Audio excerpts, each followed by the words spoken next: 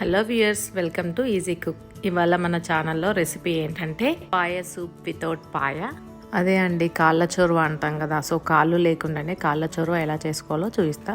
నా ఛానల్ని ఎవరైనా కొత్తగా చూస్తుంటే నా ఛానల్ని సబ్స్క్రైబ్ చేసుకోండి. ఎస్పెషల్లీ వింటర్లో సర్ది దగ్గు వచ్చినప్పుడు ఈ సూప్ని తినొచ్చు, అన్నంలో అయినా లేకుంటే తాగొచ్చు. ఇది చాలా బాగా పనిచేస్తుంది, సేమ్ పాయ సూప్ లానే.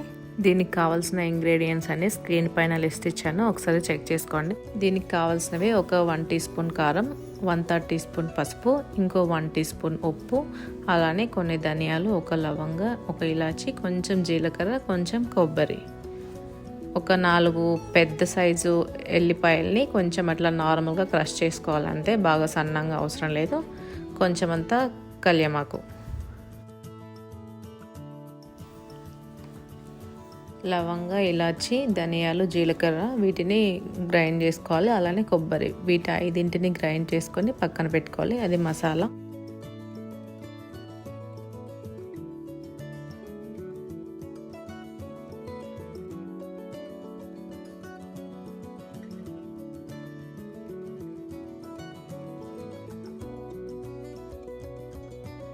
ఇప్పుడు ఈ సూప్ చేసుకోవడానికి ఫస్ట్ ఏదన్నా ఒక ప్యాన్ పెట్టుకొని దాంట్లో ఒక టేబుల్ స్పూన్ నూనె వేసుకోండి. ఎక్కువ నూనె పట్టదు దీంట్లో.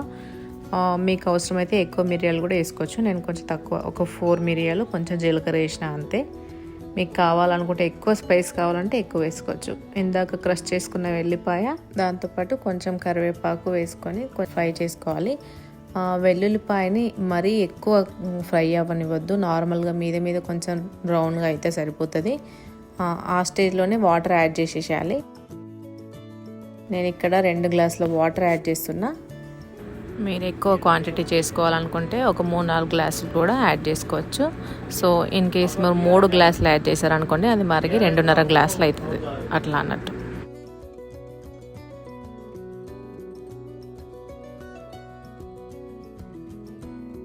ఇలా వాటర్ మరుగుతున్నప్పుడు ఈ స్టేజ్లో మనం ఇందాక పసుపు, ఉప్పు, కారం పెట్టుకున్నాం కదా, అది ఈ వాటర్లో వేసేసి బాగా మరగనివ్వాలి. మూత పెట్టి మరిగించుకోవాలి. ఎంత బాగా మరిగితే అంత బాగా టేస్ట్ వస్తుంది.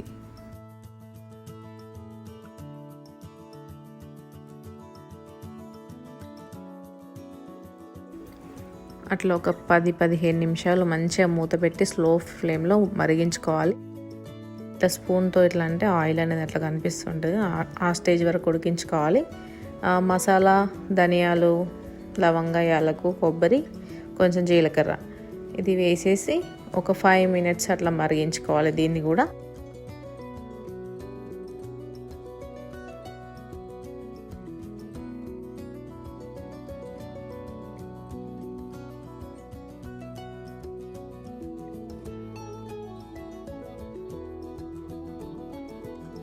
ఫైవ్ మినిట్స్ తర్వాత చూస్తే ఇట్లా మంచిగా ఉడికింది ఉంటుంది. రసం అనేది ఎంత మరిగితే అంత బాగా టేస్ట్ వస్తుంది అన్నట్టు. 5 మినిట్స్ మరిగిన తర్వాత టర్న్ ఆఫ్ చేసుకొని ఏదైనా సర్వింగ్ బౌల్లో సర్వ్ చేసుకోవడమే.